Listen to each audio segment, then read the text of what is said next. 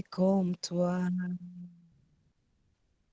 Tu es magnifique en sainteté, digne de loin. Opérant des prodiges parmi les dieux, qui est comme toi? Tu es magnifique en sainteté, digne de loin. Opérant des prodiges. Est-ce qu'on est ensemble? Alléluia. Est-ce qu'on est ensemble? On est ensemble. Oh, Oui, on est ensemble, mais Isabelle, on est là. est-ce que nous pouvons lui dire, Seigneur, il n'y a que toi ce soir. Il n'y a que toi vers qui nous avons les regards. Il n'y a que toi qui est capable de changer cette situation. Ah, Karabouchata. Il n'y a que toi, Seigneur, qui peut toucher ce cœur. Est-ce que tu peux parler à Dieu? Est-ce que tu peux lui dire, Seigneur, il n'y a que toi. Il n'y a que toi, Seigneur. Il n'y a que toi, Seigneur. Il n'y a que toi, Seigneur. Il n'y a que toi. Il n'y a que toi, Seigneur. Il n'y a que toi.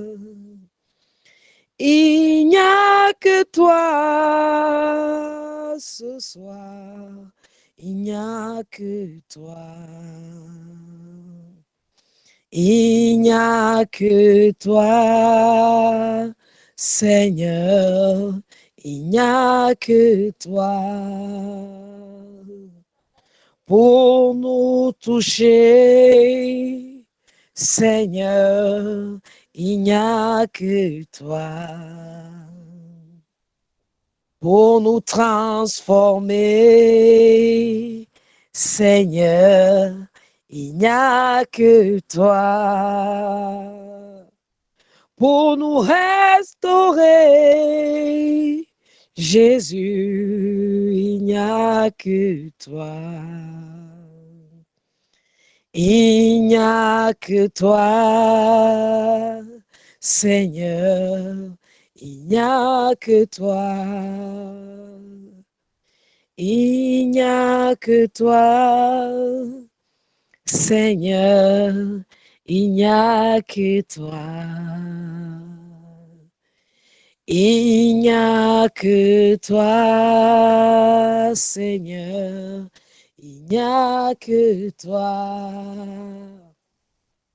pour nous transformer, Jésus. Il n'y a que toi pour nous toucher ce soir. Il n'y a que toi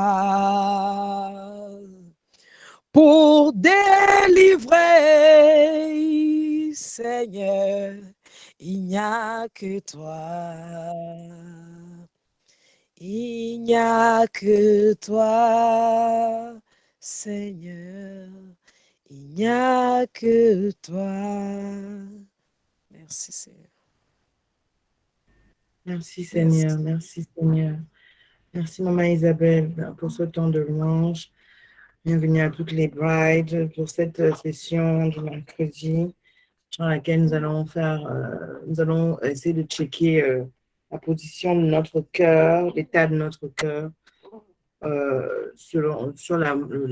notre processus de sanctification. Donc on appelle ce moment-là le heart check. Aujourd'hui, déjà avant de commencer, on va faire une prière. Peut-être Maman Isabelle, comme tu as si bien commencé, je te demandais si tu veux bien nous conduire dans la prière d'ouverture de notre session, s'il te plaît. Éternel grand Dieu, Père de gloire, nous voulons te dire merci. Papa, merci pour ce moment que toi seul tu as disposé. Père, merci pour toutes les femmes rassemblées de part et d'autre, oh Yahweh, dans le monde, Papa. Merci, Père de gloire, pour ta présence. Merci parce que nous sommes convaincus, Yahweh, que comme nous sommes rassemblés à ton nom, tu as déjà pris place au milieu de nous. Père, nous te recommandons toutes choses. Saint-Esprit conduit toutes choses. Saint-Esprit dispose les cœurs. Saint-Esprit rend nos cœurs sensibles. Que nos cœurs soient des terres fertiles à la parole qui va sortir. Père, je prie contre tout esprit de distraction. Père, je prie contre tout esprit de sommeil. Père, je prie, oh Yahweh, que tu nous donnes la grâce, Père de gloire, de recevoir ce que tu as destiné pour nous. Père, même pour ta servante qui va conduire la prière de ce soir, Saint-Esprit, ouvre sa bouche. Saint-Esprit, inspire-la, qu'elle soit connectée à ton trône de grâce et que toute parole qui sortira de sa bouche, Papa, vienne du plus profond de ton trône de grâce. Et que par-dessus toute chose, Yahweh, que ton nom soit glorifié. Au nom de Jésus-Christ. Amen. Amen, amen, amen, amen. Alors, ce moment de hardship, bon, déjà, je vous préviens, je profite pour vous présenter le petit qui est dans mes bras et qui est en train d'essayer de dormir. Voilà. Donc, il peut chouiner pendant qu'on est en train de faire la session. J'avais à cœur de partager avec vous sur un thème qui est en fait la position de ton cœur par rapport à la vérité. Par rapport à la vérité qui est la parole de Dieu. Quelle est la position de ton cœur? La Bible nous dit, là où est ton cœur, là aussi sera ton trésor. Donc, quelle est la position de notre cœur? Connaissons-nous la vérité et comment nous nous positionnons par rapport à ça dans cette marche de la sanctification? Je voudrais que ce soit un moment de partage. Donc, j'ai pas de présentation.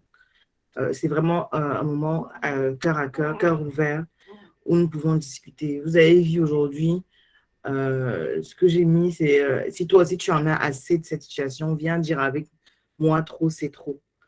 Trop c'est trop. Si tu as des difficultés financières, si tu as des difficultés de santé, si tu as des difficultés familiales, maritales, si tu as des difficultés avec tes enfants, si tu as, quel que soit ton problème, viens et dis trop c'est trop parce que nous savons où est la source, d'où nous tirons notre source, d'où nous tirons notre force et nous savons l'autorité que nous avons en Christ. Mais est-ce que nous la connaissons vraiment? Est-ce que nous connaissons vraiment cette autorité? Est-ce que cette autorité-là est en nous? Est-ce que nous avons, est-ce que notre cœur est bien positionné par rapport à ça pour marcher dans cette autorité? Donc, c'est de ça dont je voulais vous parler. Et pour en parler, je voudrais commencer par m'ouvrir moi-même sur des situations que j'ai vécues récemment où je me suis rendu compte à quel point il est important de connaître la vérité, la parole de Dieu. Quand la Bible nous dit que cette parole, la loi ne doit pas s'éloigner de notre bouche, de notre yeux, de notre cœur, quand David dit qu'il la médite jour et nuit, c'est parce que David, lui, il savait l'importance de la parole de Dieu pour notre bien-être physique, mental même. Vous voyez un petit peu. Je me souviens d'avoir lu en Jean 6, versets 68 à 69, Simon Pierre qui répondit au Seigneur en disant, Seigneur, vers qui irions-nous? Tu as les paroles de la vie éternelle. Nous avons mis toute notre confiance en toi. Nous savons que tu es le Saint envoyé de Dieu. Au début, je ne comprenais pas ce que ça voulait dire. Tu as les paroles de la vie éternelle. Ou quand la Bible décrit, quand Jésus dit que lui, il va donner, qu'il donne une source d'eau à ceux qui sont assoiffés. Et après, la personne qui en boit n'aura plus jamais soif. Je ne comprenais pas à quelle la profondeur de ça jusqu'à ce que je vive récemment des situations très, très difficiles. Peut-être celles et ceux avec qui nous avons l'habitude de faire l'étude biblique ici savent que moi aussi, comme d'autres parmi nous, j'ai eu à combattre la dépression, combattre. Nous tous, nous avons parfois, faisant face à des situations difficiles, et nous pouvons tomber en dépression, entrer en dépression, pardon. Et après un accouchement, c'est courant en fait de faire, il y a une forme de chute d'hormones et beaucoup de femmes entrent dans ce qu'on appelle le baby blues. Ça a l'air très cinématographique comme ça quand on parle du baby blues, mais c'est vraiment quelque chose de très difficile. Moi, je l'ai déjà vécu et je l'ai vécu à une époque où je n'étais pas encore ancrée dans le Seigneur. Je ne connaissais pas le peu que je connais aujourd'hui, vous voyez. Et récemment, là, après mon accouchement, j'ai commencé à avoir des signes. Les médecins identifiaient que moi, je rentrais en dépression postpartum, c'est-à-dire post-accouchement, mais moi, je ne voyais pas, en fait. Et donc, ils insistaient pour que je voie un psychologue. Ils m'ont même fait venir des psychologues et tout, parce que après avoir accouché, l'accouchement était très difficile. Et après, je suis même retombée malade, j'ai été réhospitalisée. Ça n'allait pas bien. Et pendant cette période-là, j'entendais des voix, en fait. Aujourd'hui, je sais que ce n'est pas ma voix, mais j'entendais vraiment, il y avait vraiment des paroles de « Ah, je ne vais pas y arriver avec le bébé. » Ah, j'avais même peur de laver l'enfant parce que je me disais « Mince, je peux le lâcher dans l'eau. » Vous entendez vraiment des trucs du style « Ah, tu ne vas pas y arriver. Tu ne vas pas arriver à faire le biberon. » Si je me souvenais même plus de comment on fait un biberon, vous voyez, un peu des choses comme ça. Ça a l'air bête, hein, c'est mon 4e enfant, mais ça m'est arrivé pour mon 3e enfant et ça a été vraiment une vraie souffrance. Donc, j'entendais des phrases comme ça et parce que j'avais d'autres problèmes par ailleurs, d'ordre familial, du côté familial, pardon, j'ai commencé à avoir l'impression de perdre pied. J'arrivais plus j'arrivais pas à manger. J'ai fait peut-être 4 ou 5 jours vraiment sans. J'ai presque rien mangé. Je mangeais 2-3 tomates, je mangeais rien. Parce que je commençais à rentrer dans cette spirale-là. Pourtant, j'écoutais des louanges, je lisais ma Bible, j'avais du mal à prier parce qu'il y a aussi la fatigue de l'accouchement. Vous êtes très fatigué, la fatigue des médicaments, la fatigue de l'opération. J'ai écrit à Olivia pour lui demander de prier pour moi parce que j'avais l'impression de perdre pied. Et à ce moment-là, vous entendez toutes sortes de paroles bizarres. Et puis, comme vous voyez que peut-être du côté familial à la maison, ça ne va pas, j'ai l'impression que ça ne va plus. Et là, je me suis dit, mince, je ne peux pas rester comme ça. Ce verset-là est revenu. Vers qui irais-je, en fait? Le Seigneur a les paroles de la vie éternelle. Ça m'a frappé quand ce verset est revenu. Alors, je suis allée prier. J'ai écouté une émission de prière inspirée. Et il y avait la prière du psaume 26. J'ai fait cette prière-là avec le pasteur Jérémy Sourdril. Et dans le psaume 26 demande en fait à son Saint-Esprit de sonde mon cœur, sonde-moi. Et pendant que j'étais en train de faire cette prière, je me suis rendu compte que en fait j'avais le cœur empli de colère, j'étais très blessée et j'avais commencé à fermer mon cœur parce que j'étais déçue sur plusieurs points. Notamment, je vais le dire ici clairement, avec mon mari. J'étais fâchée avec mon mari et j'étais fâchée à mon travail. J'étais fâchée avec les médecins qui s'étaient occupés de moi. Bref, j'étais fâchée de plein de choses. Donc, mon cœur était fermé en réalité, ce qui faisait que j'étais plus vulnérable aux attaques en réalité. Alors, j'ai laissé là cette prière, je n'ai même pas fini. Je suis allée chercher une autre prière pour prier. C'était le titre de l'émission, c'était « Que faire quand on vous a blessé ?» Donc, j'ai commencé à prier ça. Et là, je me suis rendu compte, quand j'ai fini cette prière, il y a un poids qui est sorti. Je suis allée, tout de suite, j'ai reparlé à mon mari avec qui j'étais fâchée. J'ai écrit un message au médecin qui m'avait un petit peu énervée. Et puis, bon, à ce moment-là, en fait, le fait d'avoir dépassé, d'avoir pardonné à cet instant, d'avoir relâché le pardon et d'avoir retrouvé une forme de paix par rapport à ces situations-là, tout d'un coup, je me suis rendu compte que c'est comme si, en fait, il y avait un voile qui s'était levé. Je me suis rendu compte que j'étais en train de me rendre malade, de laisser ce que les médecins disaient, c'est-à-dire « Ah non, il faut que tu vois un psychologue, tu es en train d'entrer en dépression. » C'était en train de devenir ça, ma vérité, alors que j'étais attaquée de tout front, de toutes parts. Le fait de me repositionner, de me rendre compte que non, mais en mon Seigneur se trouvent les paroles de la vie éternelle. Je n'ai pas à subir tout ça, en fait. Il fallait que je relâche le pardon pour ouvrir les yeux et pour me rendre compte que j'ai une arme avec moi. J'ai une arme avec moi. Mais je ne pouvais pas utiliser cette arme tant que mon cœur n'était pas dans une forme de paix, tant que mon cœur n'était pas libéré de certains fardeaux. Et dès que j'ai été libérée de ça, je vous assure qu'il m'a suffi de proclamer la vérité qui dit que j'ai un esprit saint.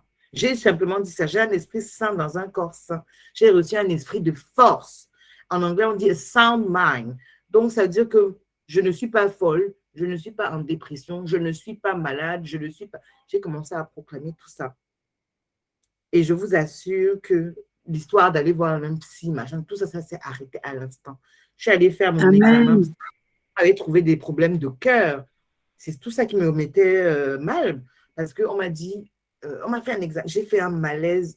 Enfin, pour vous dire, après avoir été opérée par de l'accouchement, j'ai eu une césarienne, j'ai eu ce qu'on appelle une endométrite, dont mon utérus s'est infecté. Donc, c'était assez compliqué. Et en plus, étant à l'hôpital, j'ai fait un malaise cardiaque. Là-bas, on m'a trouvé que mon cœur a augmenté, la taille du cœur a augmenté, que j'ai une insuffisance cardiaque. J'ai fait l'examen J'ai fait l'examen quand? Il y a c'était quand? On est quand aujourd'hui? Mardi? Je ne sais même plus. Je ne me souviens plus. On est mercredi. Donc, vendredi, j'ai fait l'examen. Mon cœur est nickel. Il n'y a pas de problème. Donc, Amen. enfin, vraiment, moi, je viens dire ici, ma petite expérience, la parole est puissante. Ce que dit la Bible, qu'elle est tranchante, c'est la vérité. Jésus a les paroles de la vie éternelle. Et cette parole-là, quand on la relâche sur nos situations, ça fait son effet, ça produit son effet. Mais c'est important de connaître notre position, enfin, comment dire, notre position, notre autorité en Christ et d'avoir le cœur au bon endroit. Je ne sais pas si ce que je dis fait sens. N'hésitez Oui, pas à ça ce que fait sens. je veux intervenir. Mais réellement, on peut pas. C'est comme si tu es sur le champ de bataille et tu veux te bagarrer, tu veux combattre en fait. Tu dois combattre parce que tu as des adversaires en face de toi, mais tu n'as pas attaché, tu n'as pas pris tes armures en fait. Tu n'as pas pris tes armures parce que tu es distrait par autre chose. Quand votre cœur est englué dans la colère, dans le doute, dans toutes ces choses-là qui nous arrivent au quotidien, vous n'êtes pas un soldat efficace et vous ne revêtez pas vos armes, en fait. Vos armes, l'armure du chrétien, voyez. Et c'est ce que j'ai vécu récemment. Et voir encore aujourd'hui, parce que parmi nous, il y a des brides qui partagent, nous sommes attaqués de toutes parts, au quotidien. Hein? Un enfant est malade. Ça vous est déjà arrivé, vous, lundi, votre enfant, les nez chauffent. Mardi, c'est le deuxième qui tombe malade. Mercredi, le troisième déclenche. Je ne sais pas si ça vous est déjà arrivé, mais moi, ça m'arrive souvent. Ça, pour moi, c'est des attaques, parce que tu finis de soigner un, l'autre tombe malade, c'est quoi? Qu'est-ce qui se passe? Et c'est souvent quand vous avez quelque chose à faire. Moi, j'avais mon master, je devais soutenir mon master. C'est un truc que j'ai déjà reporté. C'est un master professionnel. J'ai été malade. Et quand j'étais à l'hôpital, tous les jours, je vous assure, il y avait un nouveau diagnostic. Oh, madame, embolie pulmonaire. Oh, madame, maintenant, c'est que insuffisance cardiaque. Chaque jour, j'ai quel âge pour avoir autant de c'est quoi? Donc, pendant ce temps-là, moi, je déclarais la vie, je déclarais la vie, je déclarais la vie. Et la parole de Dieu, elle produit son effet. La Bible nous dit que Dieu ne relâche pas une parole, elle ne retourne pas à lui sans avoir fait son effet. Et c'est la même autorité qui nous a été donnée. Donc, aujourd'hui, je voulais simplement qu'on se rende compte que dans notre processus de sanctification, pour être efficace, pour utiliser même cette parole, pour relâcher même cette parole de manière efficace, il faut aussi d'abord travailler l'état de notre cœur. Donc pour ça, il faut laisser le Saint-Esprit agir. En fait, à qui irions-nous? C'est de ça qu'il s'agit. Si moi, j'étais restée dans mon ça va pas, et que je n'étais pas allée moi-même chercher la ressource, m'accrocher à une sœur qui peut prier pour moi, m'accrocher à un pasteur, une émission en ligne où on va prier avec moi. Je serais restée dans dans tout ça, dans tout ce, dans toute cette tristesse, dans tout ce, je ne sais même pas comment dire. Oui, dans mon lit, à déprimer, je ne me suis pas lavée pendant 2 jours. Je vous dis la vérité. Je ne me suis pas lavée pendant 2 jours, je ne suis pas mangée pendant 4, 5 jours. À déprimer, vous voyez. Et je pense vraiment que le Seigneur, s'il nous met dans un groupe comme ça, c'est aussi pour qu'on soit soutenus. Nous devons nous édifier mutuellement et c'est ce que nous sommes en train de faire. Donc, aujourd'hui, je vous invite à vous ouvrir, relâcher quel que soit le fardeau que vous avez, que vous portez. Déposez-les aux pieds de Jésus. Déposez-les aux pieds de Jésus. Vous êtes ici dans ce cercle-là aussi pour que nous puissions intercéder, puissions prier ensemble, nous puissions nous édifier ensemble. Relâchez, ne reste pas dans ta situation. Ne reste pas Et d'ailleurs, il faut qu'on se comprenne. Notre situation actuelle, la situation que nous vivons, ne détermine pas qui nous sommes. Nous sommes des filles du Seigneur. Et le Seigneur Jésus nous a laissé une autorité. Donc, quel que soit le problème que tu as aujourd'hui, si c'est ton mari qui t'énerve, si c'est ton enfant qui est malade, si c'est le travail qui ne va pas, si c'est que tu ne trouves pas le travail, si c'est l'argent qui pose problème, ce n'est pas parce que tu n'as pas d'argent que tu es appelé à misérer toute ta vie et que tu es même misérable. C'est faux. Ton Père, c'est le Père céleste. C'est lui qui a toutes sortes de richesses et il pourvoit. Quand tu te nourris de cette parole, que tu la répètes, que tu la répètes, que tu la répètes, que tu la répètes, elle s'imprime en toi et elle se manifeste.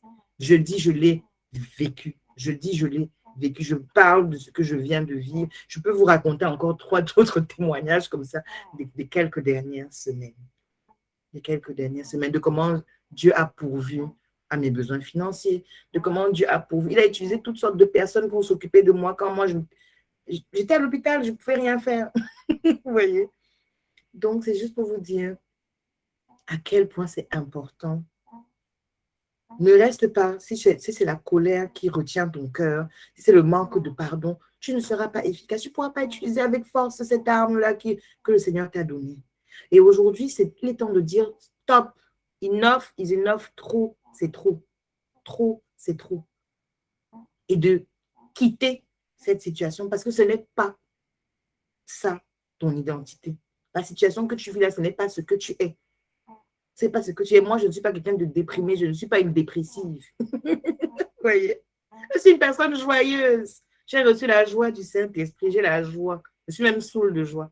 C'est comme voilà ce que je me suis répété. Voilà ce que je me suis répété. Donc, voilà, je ne veux pas parler et monopoliser la parole.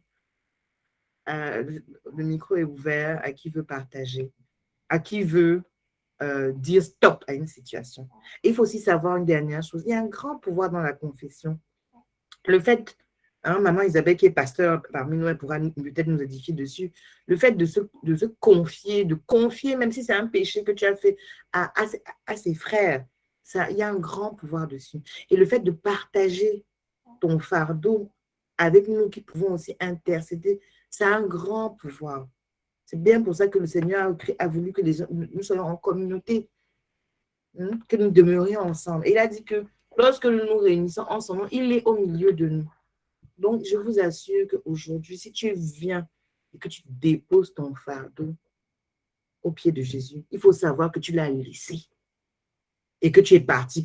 Comme il y a une chanson qui dit que ne me cherchez plus là-bas, Dieu a changé mon adresse.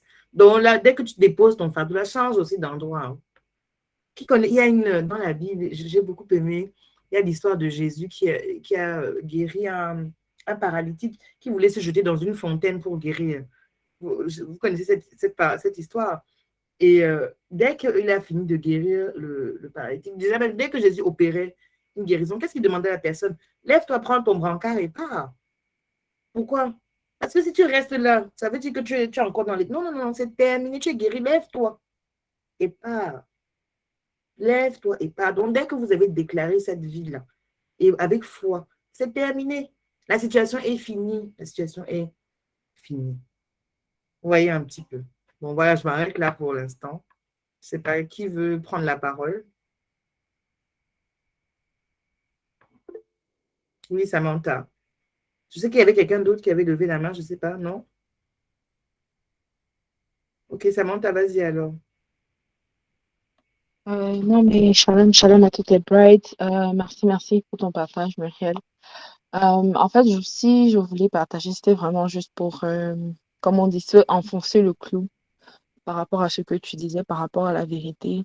La vérité nous rend libres. Ça ne nous attache pas.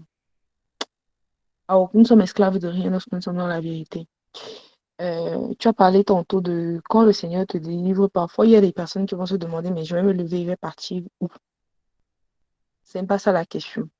Et je pense que parfois, on est très distrait et on se pose des mauvaises questions au mauvais moment. La question n'est pas là.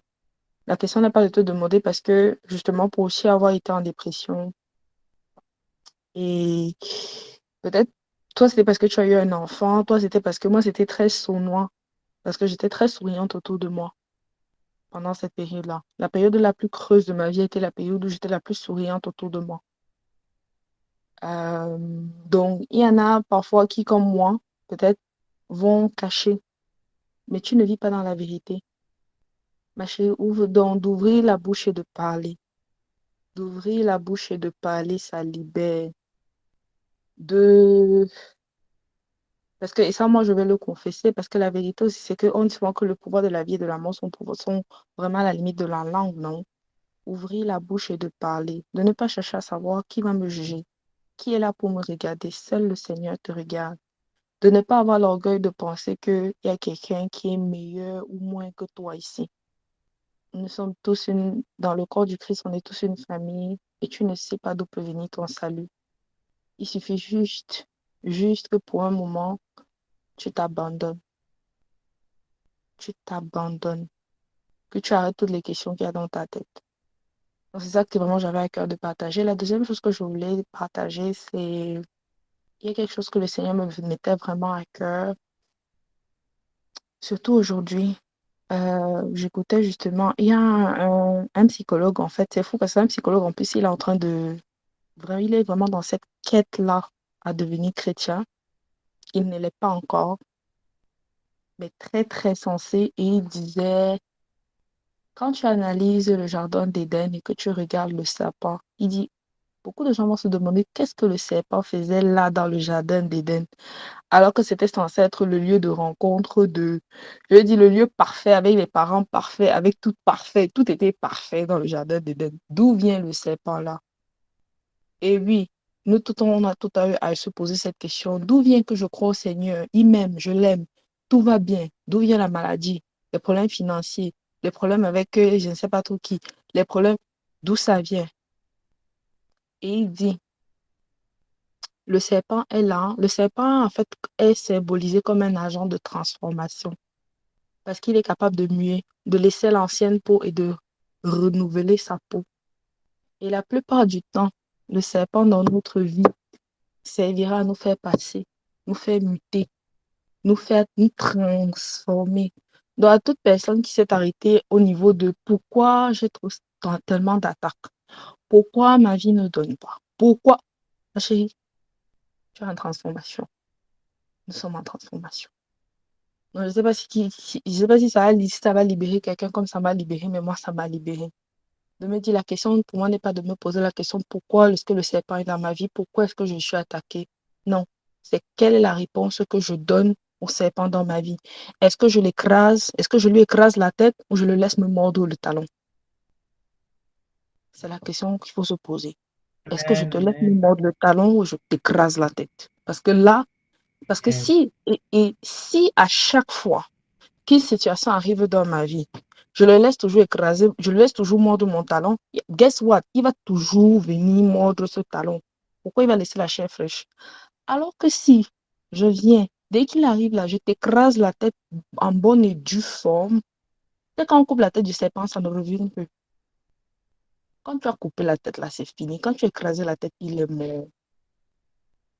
Donc, ça m'a beaucoup libéré d'entendre ça. De me Mm. dire, ok, dès maintenant, ce à quoi je dois m'atteler, c'est pas de chercher à savoir d'où le serpent vient.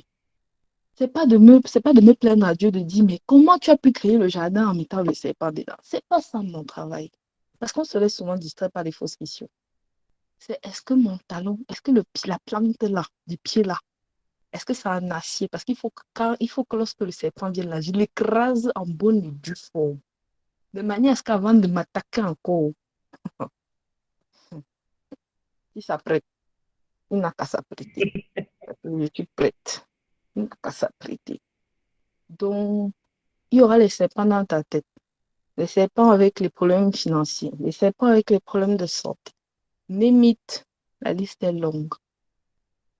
Mais comment est-ce que tu vas l'écraser? On n'a pas dit couper, on n'a pas dit mettre de côté, on a dit écraser. Est-ce que vous voulez partager, pardon? Merci Samantha, merci, effectivement. Mais et on en revient à comment on va écraser. Et on en revient toujours avec la parole de Dieu, en fait. Avec la parole. Avec la parole. Donc, en fait, je reviens encore à ça, que le Seigneur a les paroles de la vie éternelle. Et il y a ce verset où Jésus dit que celui qui boira de cette eau n'aura plus jamais soif. Il faut en fait qu'on arrive au point où on chante beaucoup de chansons. À ta présence me suffit, tu me suffis, mon ami. On chante ça. On chante à Jésus que je ne veux que toi, ta présence et le ciel pour moi. On chante beaucoup de chansons. Mais est-ce qu'on comprend, est-ce qu'on comprend ce qu'on dit? Et deux, est-ce qu'on vit ce qu'on dit? Quand vous avez dans des situations, c'est là où vous voyez si vous vivez ce que vous chantez. Moi, j'ai vu que je ne vivais pas ce que je chante souvent là. Et moi, je chante alors beaucoup. Je ne vivais pas ce que je chantais. Je ne vivais pas ça. Est-ce qu'en fait, on se rend compte, les gens qui entrent facilement en dépression ou en tout cas même si vous n'entrez pas en dépression, parce que parfois, dépression, ça peut avoir l'air fort. Mais il y a beaucoup d'entre nous, on vit de l'approbation des autres, du regard des autres. Ça peut être votre mari, ça peut être votre mère, votre père, ça peut être votre patron, votre pasteur, On se nourrit beaucoup, ou bien vos amis. Est-ce que les autres vous apprécient? Est-ce qu'ils vous valorisent? Il y a des personnes qui ne peuvent pas être seules. Quand elles sont seules, c'est comme si voilà, leur vie s'arrête. Il y a beaucoup donc, il y a différentes formes de soucis dans nos vies qui nous montrent que, en fait, on ne tire pas, la source de notre bien-être ne vient pas de Dieu. Elle vient d'un être humain. Voyez? Et dès que, voilà une forme de serpent, dès qu'on vous retire ce truc-là, ou bien dès que ce n'est plus comme il faut, dès que ça devient instable, dès que ça devient des problèmes, on est mal, on n'a plus de repères, on est perdu. Mais quand nous entrons et que nous commençons à marcher avec Jésus, quand on dit je regarde à Jésus, là, ça veut beaucoup dire, on ne se rend pas compte. Ça veut dire que c'est lui notre tout. Et que les autres peuvent même partir. Les autres peuvent vous abandonner. Que ça, c'est pas grave. Vous allez sûrement continuer parce que vous avez tout. C'est de ça qu'il s'agit en fait. C'est de ça qu'il s'agit. Que vous buviez de son eau et vous n'aurez plus soif. C'est ça que ça veut dire que sa présence me suffit. Je ne sais pas si vous comprenez à quel point, en fait,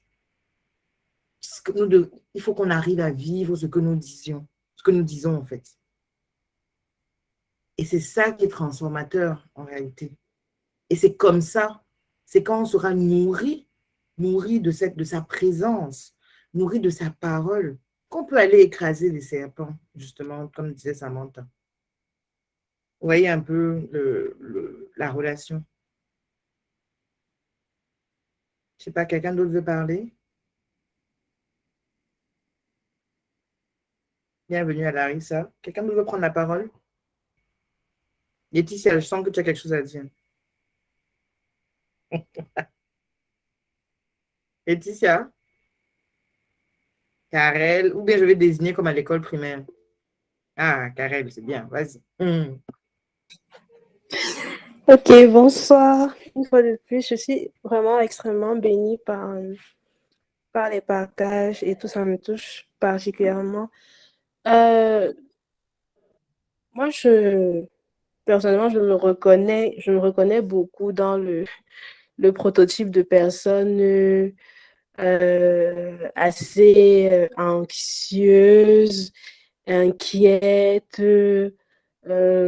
toujours en train de se poser des questions quand les choses ne se passent pas comme prévu, ou bien je veux dire quand les choses ne se passent pas comme moi je les aurais prévues.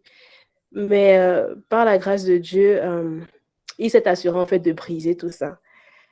Donc, ça a été un processus très, très difficile. Vraiment, le brisement, c'est pas quelque chose de plaisant, mais vraiment, j'ai appris et j'ai appris ça dans la douleur. Chaque fois, par exemple, chaque fois que je demandais quelque chose à Dieu et que je priais par rapport à ça, je recevais toujours ce verset du psaume 37 au verset 4. Fais de l'Éternel tes délices et il te donnera enfin, les désirs de ton cœur et tout. Et moi, du coup, je comprenais pas. C'est un verset que j'ai reçu il y a environ même 2 ou 3 ans. Hein. Et c'était comme ça à chaque fois. Mais sauf que je restais focus sur, OK, les désirs de mon cœur, machin et tout. Fais de l'Éternel tes délices. OK, bon, ben, je vais à l'église. Je sais pas, je suis à la chorale.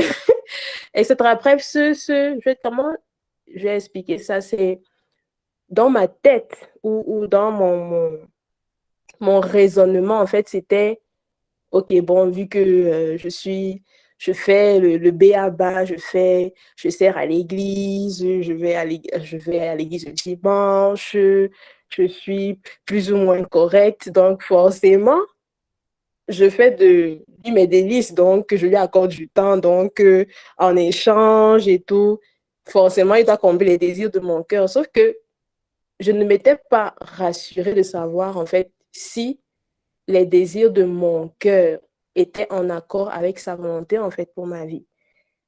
Parce que Tata Muriel a dit quelque chose de très, très important à un moment en disant que, en fait, là où se trouve ton cœur, c'est là que se trouve ton trésor. Et Dieu est un Dieu jaloux. Il nous a créés en fait pour l'adorer, pour qu'il y ait une connexion particulière avec lui. Donc, c'est vrai qu'il veut notre bonheur, mais c'est comme dire qu'il va donner à Tata Muriel, c'est comme si tu dis que tu vas donner, je ne sais pas, à Michel, dans 2 ans, tu lui achètes une voiture et tu lui donnes les clés parce qu'il est venu te dire, maman, je veux les clés de la voiture et puis tu lui donnes. Tu sais que c'est irresponsable, tu ne peux pas lui donner. Enfin, il n'est pas encore prêt à assumer ce genre de responsabilité. Et donc, mon processus de brisement, surtout dans ce cas-là, a été extrêmement long parce que je refusais de voir. Je refusais vraiment. C'est pas comme si il n'a pas essayé de me faire comprendre, mais c'est que je refusais de voir. Et il s'est assuré, à un moment donné, de m'enlever, en fait, toutes ces choses auxquelles je tenais, que ce soit les personnes, c'est-à-dire dans mes relations familiales, amicales, euh, amoureuses.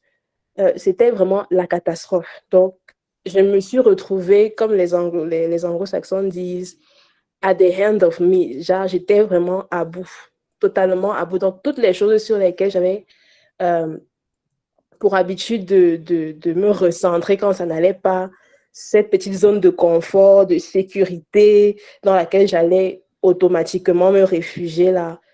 Tout ça vraiment s'est tombé, ça s'est effondré en fait comme un château de cartes.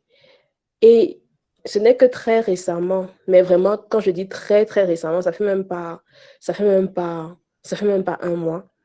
Je suis repartie dans ce verset et je sais pas si je vais dire comme par magie, je suis tombée sur le verset 3, enfin, à partir du verset 3 au verset 6, en fait, toujours le psaume 37, qui dit, je vais lire la Bible du semeur, je vais lire la version en français et en anglais. Je préfère la version en anglais, mais je vais d'abord lire en français pour qu'on comprenne. Psaume 37, verset 3 à 6. Mets en l'Éternel toute ta confiance, fais ce qui est bien, et dans le pays tu demeureras, et tu jouiras de bons pâturages en sécurité. En Dieu, mets ta joie et il comblera les vœux de ton cœur. C'est à l'Éternel qu'il te faut remettre ta vie tout entière. Aie confiance en lui et il agira. Il fera paraître ta justice comme la lumière et ton droit comme le soleil à midi. Maintenant, je vais lire la version AMP, si c'est possible. Je ne sais pas si je peux lire en anglais. Vas-y. Vas-y, maman, vas-y. D'accord. OK. La version AMP dit trust, lean on, rely on, and be confident in the Lord, and do good. So shall you dwell in the land and feed surely on his faithfulness, and truly you shall be fed. Delight yourself also in the Lord, and he will give you the desire and secret petitions of your heart. Commit your way to the Lord. Roll and repose each care of your Lord on him. Trust, lean on, rely on, and be confident also in him, and he will bring it to pass. And he will make your uprightness and right standing with God go forth as the light, and your justice and right as the shining sun of the noonday. Et quand quand je suis tombée, c'est comme si en fait je redécouvrais le passage, comme si en fait j'avais jamais lu ça. Un psaume que j'ai eu pour habitude de lire, mais c'est juste comme si ça me frappait en fait. Et I was like, ok, Seigneur, ce que tu fais, je sais même pas, en fait, je n'avais même pas de mots pour décrire en fait. Et c'est à partir de ce moment-là que j'ai dit, ok, c'est bon, je laisse tomber, je laisse tomber, Saint-Esprit, j'ai besoin de ton aide parce que en tant que maniaque du contrôle et tout ça là, c'est bon, c'est vraiment bon, je te laisse faire ce que tu veux faire là. Moi, j'ai essayé ma méthode à plusieurs reprises, on a vu le résultat, donc vraiment, je te laisse faire. Et je refuse désormais de confesser tout ce qui est négatif. Et quand je dis que je refuse de confesser ce qui est négatif, je parle plus de mon cœur, de l'état de mon cœur, parce que les mauvaises pensées, en fait, se forment dans mon cœur. Comme Samantha a dit tout à l'heure, tu peux être là au milieu des gens et tu es souriante, tu dis des choses positives, mais à l'intérieur de toi, en fait, c'est le contraire que tu es en train de dire. Peut-être devant les gens, tu peux avoir l'air d'être une personne confiante, mais à l'intérieur de toi, tu dis que tu n'as aucune valeur, que bah, tu es un imposteur, etc. Donc, j'ai demandé au Saint-Esprit vraiment de, chaque jour, en fait, qu'il inspecte l'état de mon cœur parce que je veux que les pensées qu'il y a dans mon cœur, que tout ce qui naît, en fait, comme pensée, comme parole, que tout ça soit centré sur lui et que cela tire son essence, en fait, de la parole, de sa parole, qui est la vie, car je vais être porteuse de vie d'abord à l'intérieur de moi, avant de me manifester à l'extérieur. Donc, moi, vraiment, je suis extrêmement bénie. Je ne sais même pas comment expliquer. C'est même pas explicable, en fait, la paix que je ressens. C'est pas comme si je suis, je sais pas, dans une île Bahamas où tout va bien et tout ça, mais vraiment, je ne suis pas du tout inquiète. Et j'en suis la première étonnée, mais vraiment pas du tout. Donc, Wow, gloire à Dieu, gloire à Dieu. Wow, j'ai passé le témoin. Amazing, amazing. Karel, fini, tu disais? Je disais que j'ai juste passé le témoin à Dieu, au Saint-Esprit qui gère. C'est ça, c'est ça. Et qui me dit juste comment faire. C'est ça. Je rebondis sur ce que tu dis. Merci beaucoup pour ton partage. Amazing, amazing. Je te remercie pour ton partage. Durant c'est marrant parce qu'on a fait la même prière. Moi, en priant le psaume 22, je ne sais plus quel psaume c'était, 26 du coup, je demandais au Saint-Esprit de sonder mon cœur. En fait, j'ai réalisé à ce moment-là, un peu comme toi, effectivement, on s'accroche beaucoup aux personnes. Hein. On s'accroche beaucoup à des... En fait, on se rend compte que certaines choses dans nos vies sont des idoles.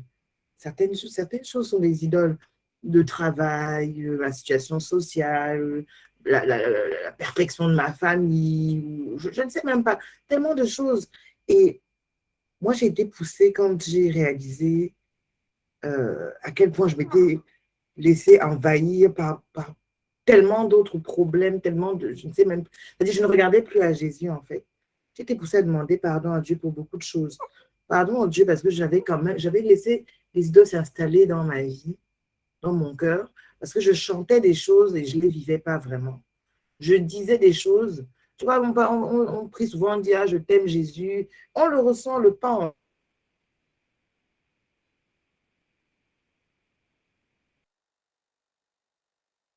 Voilà. Et c'est quand il y a des shakings par rapport à ces choses-là que tu réalises vraiment à quel point, en fait, ton cœur n'est pas au bon endroit. Ton cœur n'est pas au bon endroit. Non seulement j'ai demandé pardon à Dieu pour ça, mais j'ai aussi demandé pardon à Dieu parce que moi-même, j'ai parfois commencé à dire des mauvaises choses sur ma propre personne. Quand on dit dans la Bible, I'm wonderfully and fearfully made, c'est-à-dire que je suis merveilleusement faite. Parce que tout ce que Dieu fait est bon. C'est-à-dire que moi-même qui l'a fait là, il m'a fait et il a vu que c'était bien quand il m'a fait faire, quand il m'a fait venir. C'est la vérité. Et lui, tel qu'il me voit, il voit que je suis une merveilleuse créature. Mais quand moi-même je me déprécie, comment même je me maltraite, comment même je maltraite le corps qu'il m'a donné en m'empiffrant, en faisant de la nourriture, une forme de Dieu, parce que je suis passée par la phase de boulimie, hein, où quand ça va pas, tu bouffes, tu bouffes, tu bouffes, parce que les Français aiment cette expression-là, tu manges tes émotions. En fait, c'est que tu compenses. C'est comme les gens qui boivent pour oublier, les choses comme ça. On compense juste, mais en réalité, on se trompe. On est en train de donner un pouvoir à des choses qui n'ont aucun pouvoir en réalité sur nous, que de nous faire mal, en fait, que de nous faire du mal. Et on est en train de dire à Dieu qu'il n'a pas le pouvoir de nous aider, en fait. Donc, j'ai été poussée à demander pardon. Heureusement, notre Père est miséricordieux. Notre Dieu est miséricordieux. Et en fait, lui, tout ce qu'il veut, c'est nous guérir, nous soigner, s'occuper de nous, en fait. Et comme j'en parlais aujourd'hui à certaines sœurs, je me suis vraiment vue comme un enfant ou comme une épouse, quelqu'un d'aimé dans les bras de Dieu, et il me caressait les cheveux, il me caressait la joue en me disant ça va, tout va bien, ça va. Et c'est là où la vérité a pris toute sa place. J'ai commencé à la proclamer et il ne faut pas croire, hein, je vois que quelqu'un a écrit là que j'aimerais arriver à ce stade-là. Ma sœur, c'est des processus. On est en train de dire que nous marchons dans un processus de sanctification et c'est long. Peut-être qu'on va même mourir et on ne sait pas si on aura fini le processus. Mais Dieu, notre Dieu est miséricordieux et il sait et il nous conduit, il nous tient la main durant cette marche-là. Olivier avait souvent une analogie en disant que tu peux tomber dans la boue, mais ça ne veut pas dire que tu es rentré à l'état d'avant.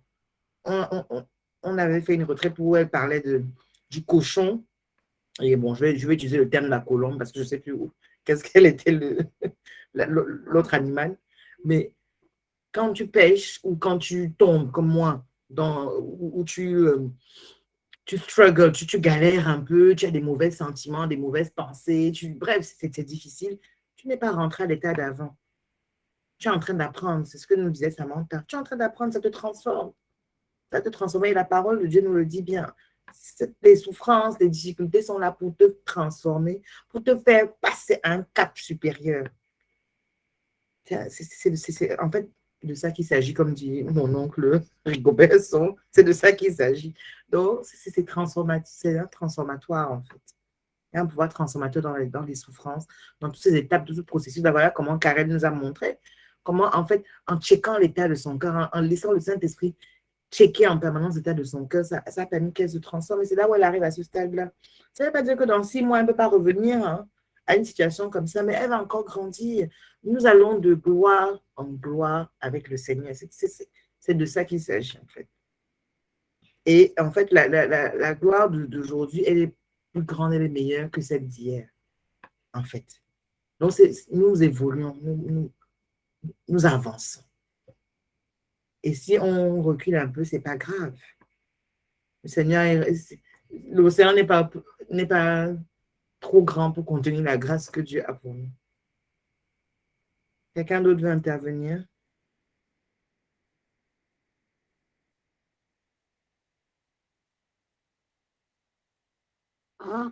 Oui, Carole, vérifie l'état de son cœur.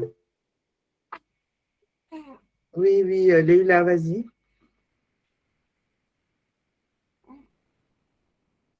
Bonsoir les brides.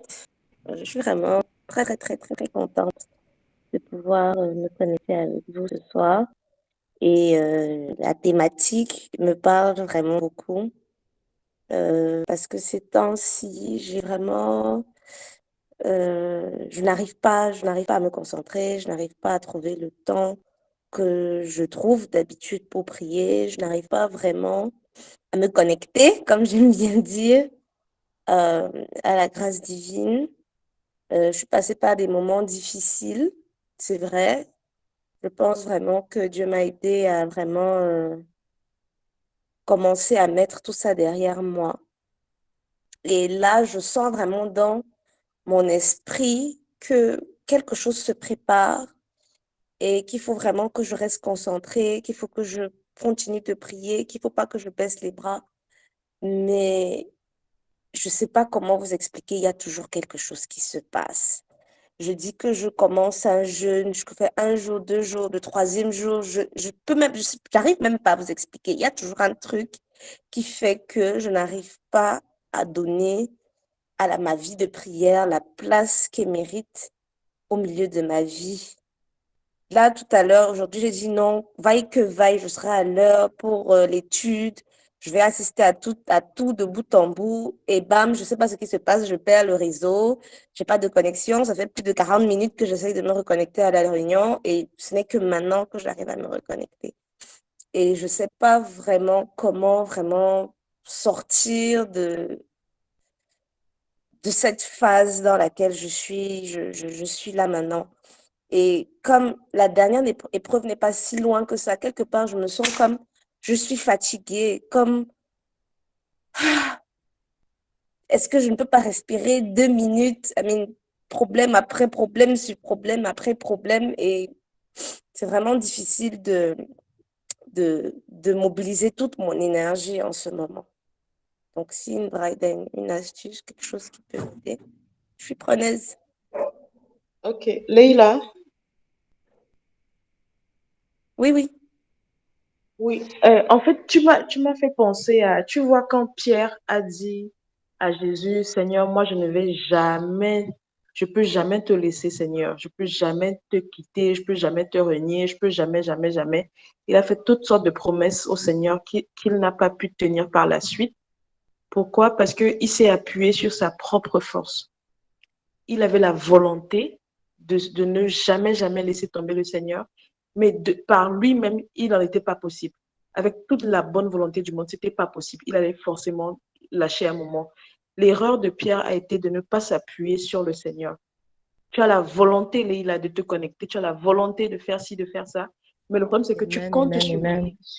tu comptes sur Leïla. Tu n'as pas dit, Seigneur, j'ai la volonté, donne-moi maintenant la capacité de pouvoir le faire. J'ai la volonté de me connecter ce soir, mais je m'attends à toi, Seigneur. C'est pas moi, Leïla, avec ma connexion Internet qui va. Tu vois la partie manquante, Leïla. Donc, essaye ça la prochaine fois. Seigneur, je décide de faire ci, mais je n'ai pas la capacité de le faire. Je m'attends à toi pour pouvoir le faire. Allô? Anne, vas-y. Anne, et après les titres. Allô? Ok, bonsoir à toutes. Ok. J'avais juste un message rapide pour Leïla. Déjà, bonsoir à toutes les brides qui se connectent pour la première fois ce soir. Je vois le nombre qu'on est au total, ça fait vraiment chaud au cœur. Leïla, si j'avais une chose pour toi et pour nous toutes, je pense, c'est que, et je l'ai vécu particulièrement aujourd'hui, parce que je ne suis pas en très bonne santé depuis quelques jours et j'ai dû repartir encore à l'hôpital aujourd'hui. Une des choses que j'ai comprises, c'est que on essaye, et parfois ça vient aussi de l'éducation religieuse qu'on a parfois reçue au départ, on essaye toujours de se dire qu'il faut comment est-ce que je peux dire ça? On veut en fait séparer Dieu de notre vie. On se dit, OK, je veux donner des temps à Dieu. Je veux me rendre disponible pour Dieu. Mais en réalité, Dieu est là tout le temps, à chaque instant et dans tout ce que nous faisons. C'est vrai qu'il faut pour pouvoir améliorer sa connexion avec le Seigneur, pour grandir, pour continuer d'être, comment dire ça, moulé par lui. Il faut pouvoir trouver des temps à part spécifiquement. Mais il y a aussi des saisons de nos vies où on n'aura pas ces temps-là, où ce que le malin va faire, c'est vraiment nous donner la sensation qu'on est trop occupé et nous bouffer de ces temps. Et ce que tu dois pouvoir faire, c'est que même dans ces moments-là, tu peux être au bureau et je sais pas, tu commences à chanter un chant de louange. Moi, j'étais à l'hôpital aujourd'hui. À un moment donné, je sentais que j'étais en train de perdre le contrôle et j'étais en train de paniquer. Ce que j'ai simplement fait, c'est que j'ai commencé à chanter. Et une fois que j'ai commencé à chanter, j'ai commencé à prier toute seule, à haute voix, sans me demander si l'infirmière à côté m'écoutait, s'il y avait un malade que j'étais en train de déranger, ou parce que je savais que c'était mon moment avec le Seigneur et que c'est à ce moment-là que je pouvais le vivre. Et je pense que depuis que j'ai arrêté de décloisonner ma vie, de cloisonner en fait ma vie avec le Seigneur, c'est plus difficile, c'est plus facile de passer par les moments difficiles. Parce qu'il n'y a pas un moment en fait où je me dis, Seigneur, je n'ai pas pris le temps d'ouvrir la Bible, de te lire. Je le sens. Mais quand je sens que c'est comme ça, je vais prendre plus de temps pour le mettre dans ma vie de tous les jours. Je vais par exemple décider que cette journée-là, je n'écoute que du gospel. Et à force d'écouter, forcément, je me remplis de lui. Ou je vais, voilà. Donc, le message clé pour moi, vraiment, c'est décloisonner. Ne pas, le Seigneur n'est pas un... Le Seigneur est notre Père, en fait. Le Seigneur est au cœur de nous. Il nous a fait à son image. Donc, ça veut dire que dans chaque chose que nous faisons, il est présent. Et c'est seulement à nous de nous rappeler qu'il est présent et de le laisser prendre sa place au lieu de vouloir lui donner des places particulières. Amen, amen. Merci, Anne. Laetitia, à toi et après sera Olivia. Merci Amen. Anne. Donc, je bénis le nom du Seigneur. Ce matin, j'allais appeler en plus Muriel parce que j'avais l'impression d'étouffer. Et je me disais, il faut que je prie à quelqu'un, il faut que quelqu'un me soutienne dans la prière. Et je veux dire à Leila et à toutes les brides, tout ce que les brides ont dit est tellement vrai. Et je me rappelle une fois, je parlais avec un homme de Dieu et je lui ai raconté tout ce qui m'arrivait. Oh voilà, ce qui m'arrive, tout ça, ça. Et il m'a répondu une chose qui m'a semblé très bizarre. Il m'a dit monte. Là, j'ai dit monte. Ça veut dire quoi monte? Et là, il m'a fait comprendre que parfois, les épreuves ne sont pas là pour te détruire, mais c'est pour que tu monter. C'est-à-dire quand tu t'élèves en esprit, quand tu mets ton esprit au-dessus de la situation, tu commences à le voir avec les yeux de Dieu, non plus avec les yeux des hommes. Donc, il m'a dit, au lieu de faire 5 minutes à relater tout ce qui ne va pas dans ta vie, regarde 5 personnes qui ont besoin de prière et prie pour eux, comme si Dieu t'avait mandaté pour prier pour eux. Va faire quelque chose pour quelqu'un. Agis pour le royaume de Dieu. Ne fais plus fi de toi. Meurs à toi-même. Ok, je m'en fous. Ça m'arrive, c'est pas grave. Il m'a dit monte. Parce qu'il y aura toujours des problèmes. Il y aura toujours la mer. Il y aura toujours les flots. Il y aura toujours les maladies. Il y aura toujours la mort. Ça, c'est un fait. Mais tu dois accomplir ce que Dieu t'a appelé à accomplir.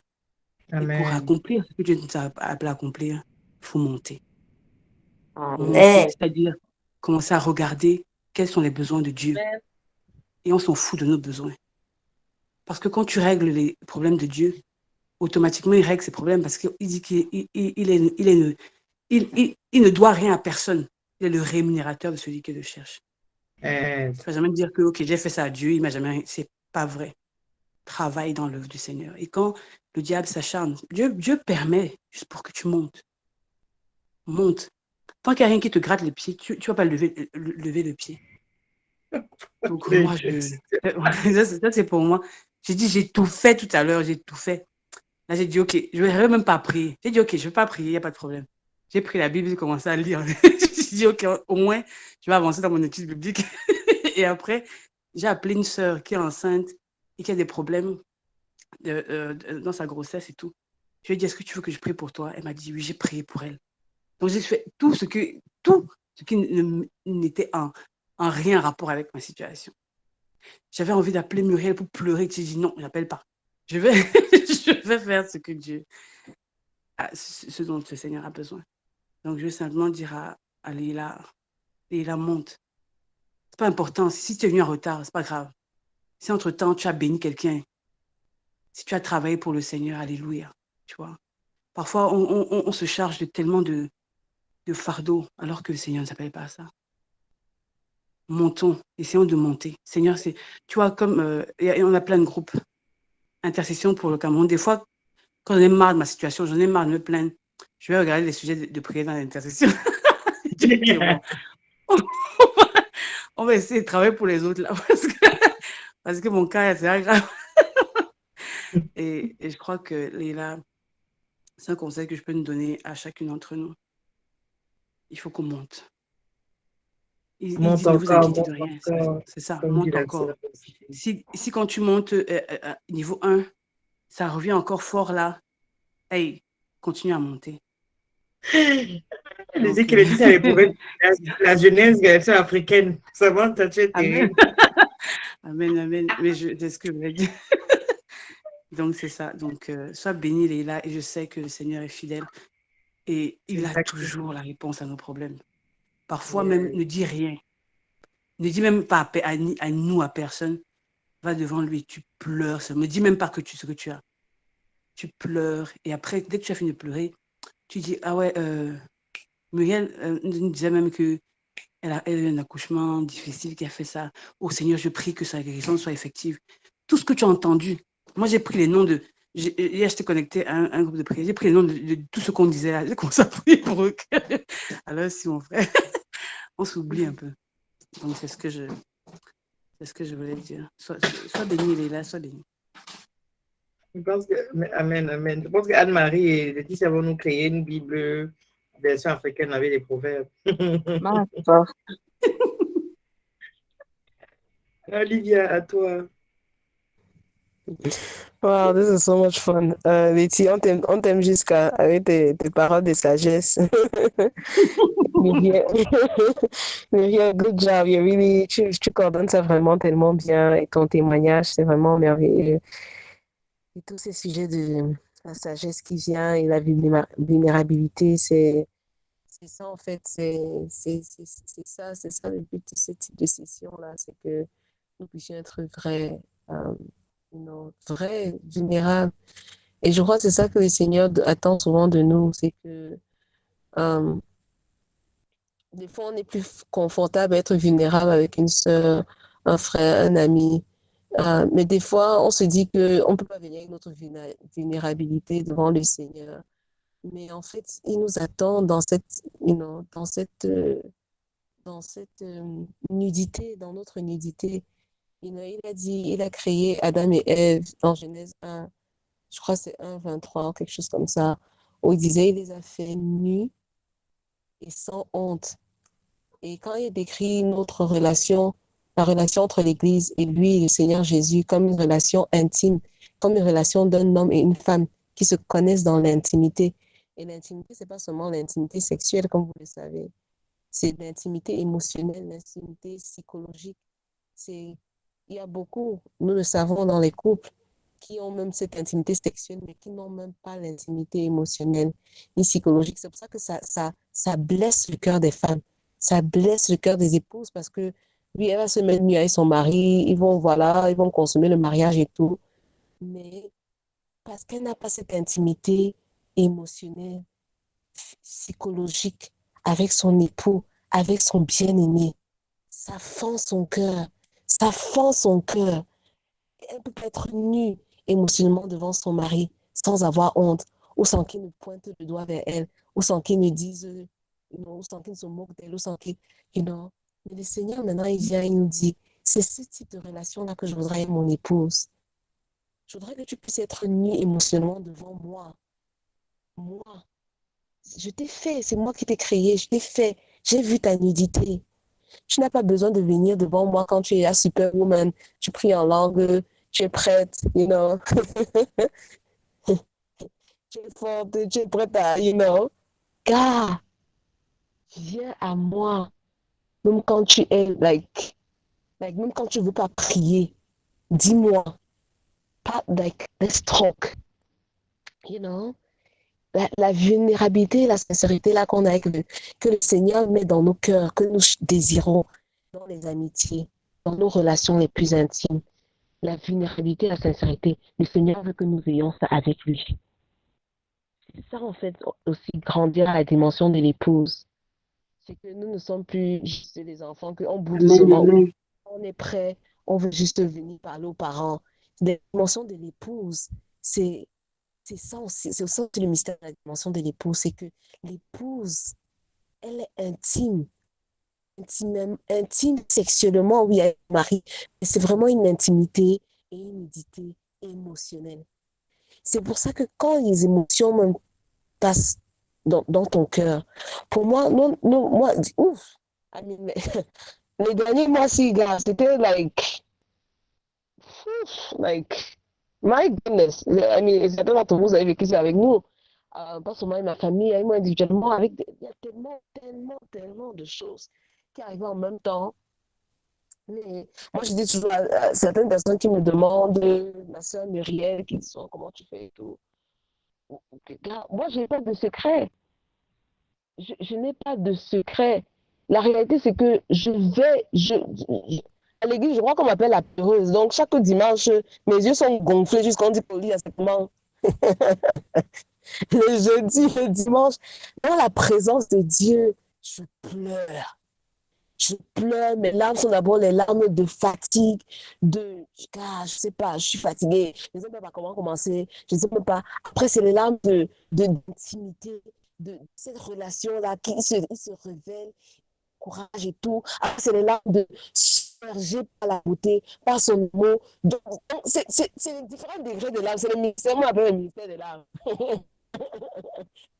Quand ça va sortir, on dit que pardon, sors, maman, sors.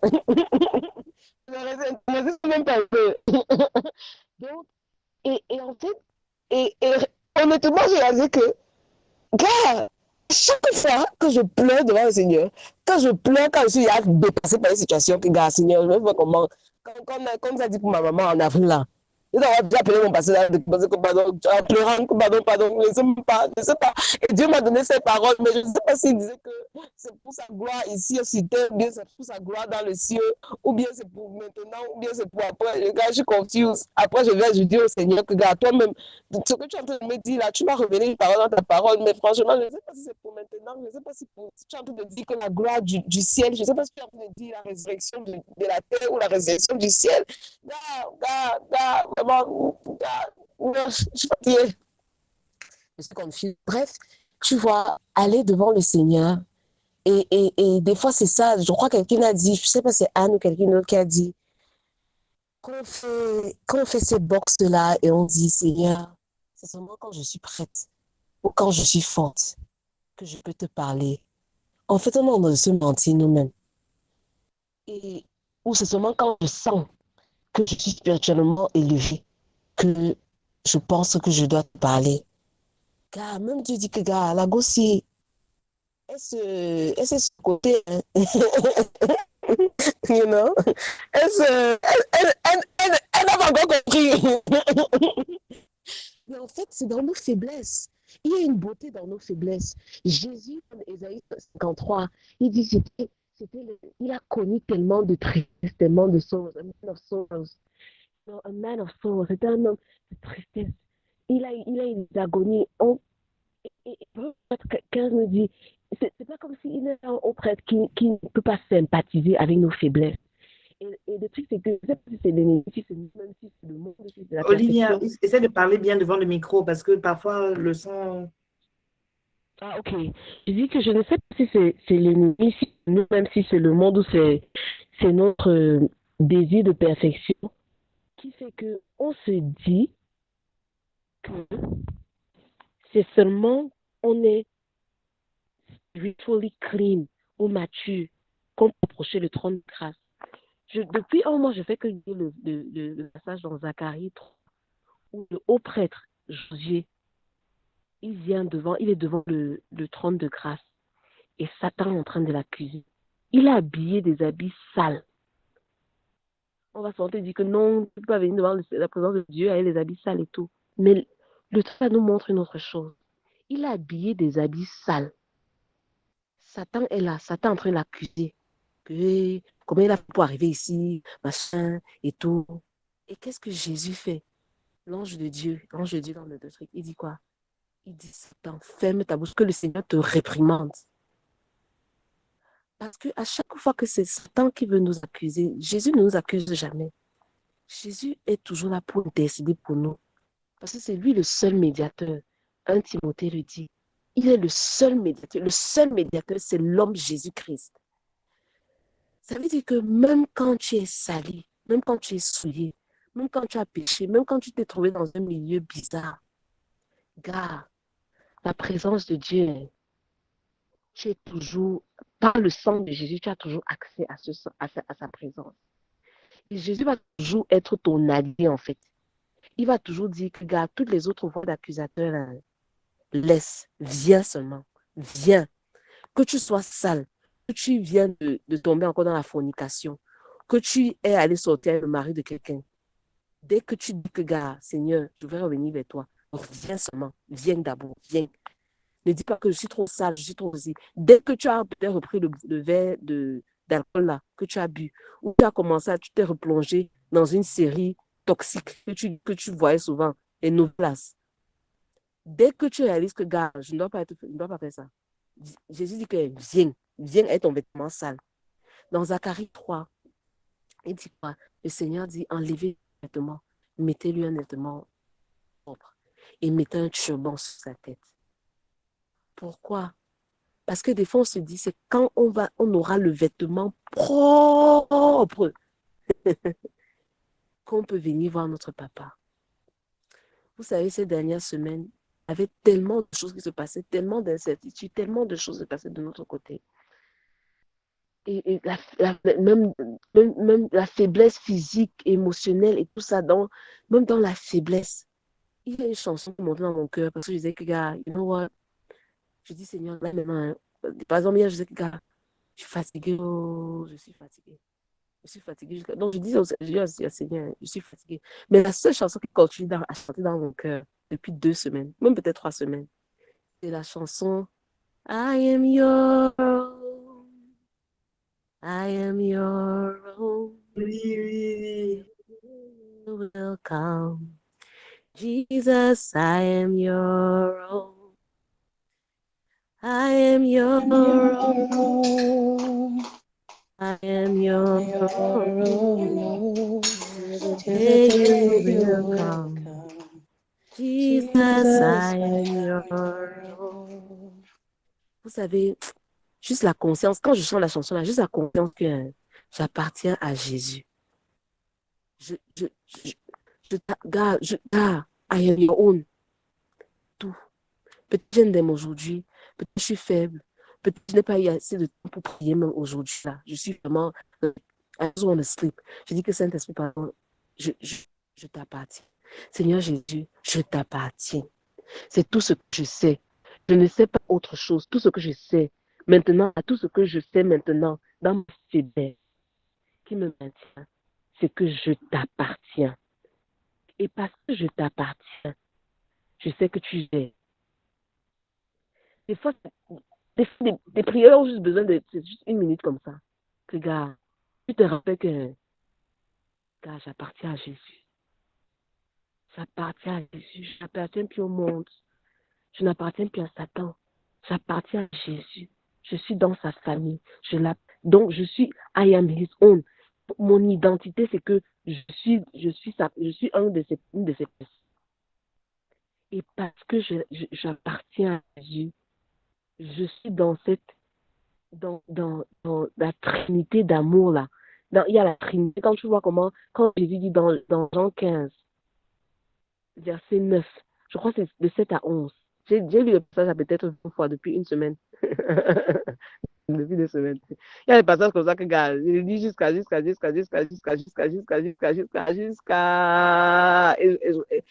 cette personne n'a pas encore fini que je finisse avec ça. Et il dit, gars, mon père, il dit, je t'ai aimé de la même amour que mon père m'aime. Et mon père t'aime de la même amour qu'il m'aime. Il se manque mince. Ça, c'est encore quelle grandeur d'amour, ça.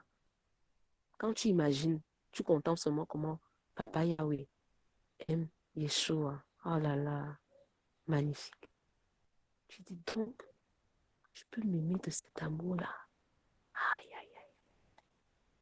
Si seulement I am your own, maman, papa, I am your own, oh, I am your own. Isaïe 43 revient. Fear not, for I am with you. I have called you by name. You are mine. Ne crains rien, car je suis avec toi. Je t'appelle par ton nom. Tu m'appartiens. Quand les eaux vont venir, ça ne va pas te noyer. Quand le feu va venir, ça ne va pas te consommer. Quand les inondations vont venir, ça ne va pas te souiller. J'ai donné l'Égypte pour ta rançon. J'ai donné l'Éthiopie pour ta rançon.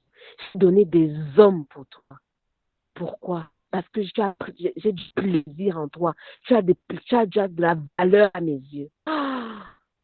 It's just like, I am your own. I am your own. Till the Amen. day Amen. you will come. Jesus, I am your own.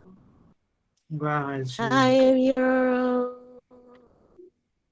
I am your own. Till the day you will come. Jesus, I am your own. Et il dit dans Jean 17, je ne vais perdre aucune des personnes que tu m'as données. C'est-à-dire que même si moi je veux m'éloigner, Jésus là, il va toujours me tirer. Que ce soit par l'étude biblique, que ce soit par une qui va venir m'écrire inbox, que ce soit par un enseignement que je vais lire, il va me tirer pour me ramener que you are my own. Tu penses que tu pars où? Il va me tirer. Et des fois, dans la faiblesse, ça dit que Seigneur, je sais que tu vas me tirer. Je trouve le moyen, je vais seulement suivre. Je vais seulement souvenir si c'est Muriel qui va me tirer avec une prière, une prophétie qu'elle a dit la nuit, elle va me tirer. Si c'est que c'est Anne-Marie qui va envoyer un livre, le jour là, c'est là que ça va me parler. Je sais que tu vas me tirer. Si c'est que c'est Lily Caro qui va envoyer une musique là, et dès que je vais jouer, hey, tu vas dire que non, c'est ça là. Je sais que papa, tu vas me tirer parce que je t'appartiens. Et avoir l'assurance, ça me booste beaucoup dans les moments de faiblesse. Voilà pour moi. Yes, merci Olivia, merci beaucoup. C'est ça, Dieu ne nous abandonne pas. Et en fait, j'aime bien dire que Jésus a son propre Facebook et il a son propre réseau d'entraide entre nous, la famille chrétienne en fait.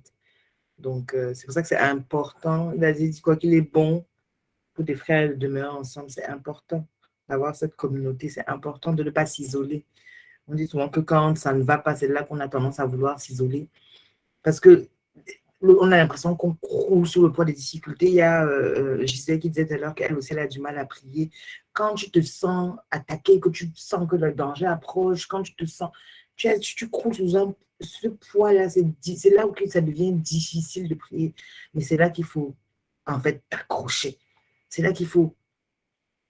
Chacun a ses techniques. Ça peut être juste tu chantes seulement une chanson, tu écoutes un enseignement, Olivier aime souvent dire que tu te satures tu cherches un message, tu te connectes à n'importe quelle émission que tu as l'habitude d'entendre qui va te nourrir et te booster à ce moment-là. Mais tu ne restes pas dans l'isolement. Carole voulait parler. Carole, tu peux toujours partager. Bonsoir à toutes les brides. Je suis arrivée un peu en retard, mais bon, je suis là. pas de souci. À la suite d'Anne-Marie qui a parlé de décloisonner sa vie, ça concernait la préoccupation de Leïla. Je voulais aussi ajouter qu'il faudrait éviter de rester figé sur le canevas qu'on a mis en place pour demeurer dans la présence du Seigneur. Parce que parfois, on établit des routines, on se dit, OK, je vais me réveiller à 5 heures, je vais chanter un peu, je vais lire, je ne sais pas moi, quelque chose, je vais prier. Mais on n'y arrive pas justement parce qu'il y a des situations. On a par exemple des enfants, par exemple l'enfant n'a pas dormi la nuit, on a dormi tard à cause de ci, on est au travail. Le Seigneur sait ça, il sait ça. Donc quand on n'arrive pas à respecter ce canevas-là, ce n'est pas grave. Il est possible au courant de la journée, peu importe, à n'importe quel moment, de se retrouver dans la présence du Seigneur. Et pour ça, il faut juste des petites astuces comme par exemple, comme tu venais de dire tout à l'heure, se saturer. Moi, ma technique, par exemple, c'est mettre la Bible en audio. La Bible en audio. Même si j'écoute d'une oreille vraiment pas attentive, il y aura toujours un verset qui va m'interpeller. Je vais dire, qu'est-ce qu'on dit là? Je vais m'arrêter, je vais écouter, je vais appuyer sur reviens et je vais même me retrouver en train de prier. Il y a Olivia qui a également parlé de la vulnérabilité. Il faudrait aussi que on apprenne à venir devant notre Père, on lui dit ça ne va pas. Il n'attend pas de nous qu'on dise de longues phrases et qu'on vienne avec des prières extraordinaires. Quand ça ne va pas, on lui dit papa, ça ne va pas. Je n'arrive même pas à prier. Je ne peux même pas prier. J'essaie, je n'ai pas les mots, je n'y arrive pas. Je te dis les choses telles qu'elles sont là. Je n'y arrive pas du tout. Il le sait, il connaît l'état de nos cœurs. Là, il a dit par exemple qu'elle n'arrive pas à s'y. Je voudrais te dire que la mesurette avec laquelle elle se mesure n'est pas la mesurette avec laquelle le Seigneur la mesure. Parce qu'elle va se dire, par exemple, que ce qu'elle dit ou alors comment elle fait n'est pas, son intimité n'est pas assez et tout. Mais là, c'est son jugement, c'est ce qu'elle pense. Le Seigneur, lui, ne pense pas comme ça. Parfois, le Seigneur nous attend même dans les choses simples, hein. Même la contemplation, du genre, tu sors, tu te places au balcon, tu regardes les arbres, tu dis, waouh, Seigneur, que tes œuvres sont belles, que tes œuvres sont magnifiques. Amen. Parfois, c'est ce qu'il attend de nous, juste ça, juste ça. Et on pense que il attend de nous qu'on prie en langue, qu'on prie pendant 5 heures de temps. Ce n'est pas ça. Il connaît l'état de nos cœurs. Il sait ce qui se passe là-bas dedans. Il sait ce qui se passe à l'intérieur. Depuis un certain temps, par exemple, il y a une chose qui m'apaise beaucoup. Je ne sais pas les brailles. Je viens de découvrir que les psaumes sont magnifiques. Je n'avais jamais lu. Pourtant, je lis les psaumes régulièrement, mais depuis un certain temps, j'écoute parce que je les écoute. Je préfère en audio. Oh là là, ça résonne à mon cœur. C'est tellement agréable, c'est tellement apaisant. Je dis, waouh, Seigneur, tu es fort. Et seulement écouter ça, même sans le vouloir, tu te retrouves dans l'adoration. Tu te retrouves dans l'adoration et le Seigneur, pendant ces moments-là, parle à ton cœur. Donc là, il a juste pour te dire que ta relation avec le Seigneur est là. Elle est établie. Continue. Ne juge pas cette relation-là. Ne dis pas, je ne suis pas assez. Ton Père qui est au ciel sait ce qui se passe entre vous deux. Accroche-toi, continue, persiste dans l'écoute de la parole, la lecture, ou alors le chant même parfois. Reste juste, demeure juste dans sa présence. Tout ira bien. Voilà tout ce que je voulais dire. Amen, amen. Merci, merci, merci, merci à toutes les brailles pour ce partage. Je pense que là, il est 22 heures au Cameroun, donc on va peut-être passer à la prière. Je vous propose qu'on passe à la prière. Et je voudrais déjà rendre grâce à Dieu pour toutes celles qui sont... Miguel, Oui, excuse-moi de t'interrompre, hein. oui.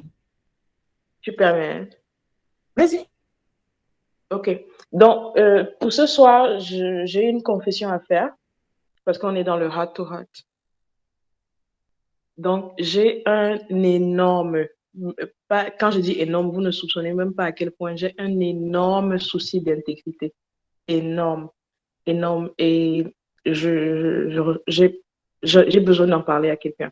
J'avais prévu d'en parler peut-être à une sœur, mais vu que ce soir, je ressens que vraiment que je dois en parler. Vous voyez le verset qui dit Jean 12, 6. Je ne sais pas si vous le connaissez. Jean 12, 6.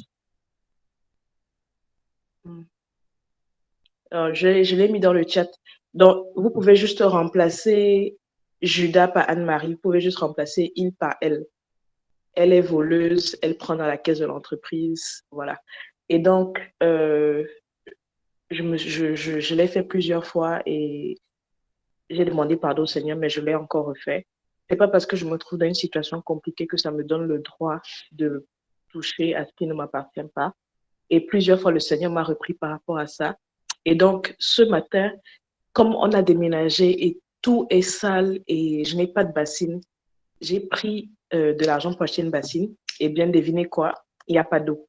Donc, le Seigneur m'a encore repris là. C'est-à-dire que comme tu as encore pris l'argent dans la caisse pour payer une bassine pour laver les habits, je vais couper l'eau. Donc, pour que tu comprennes que tu dois arrêter, Anne-Marie. Donc, si vous pouvez intercéder pour moi pour ça, j'ai déjà dit au Seigneur que je ne veux plus le faire, qu'il me donne juste la capacité de m'en tenir à ça et de vraiment de devenir intègre.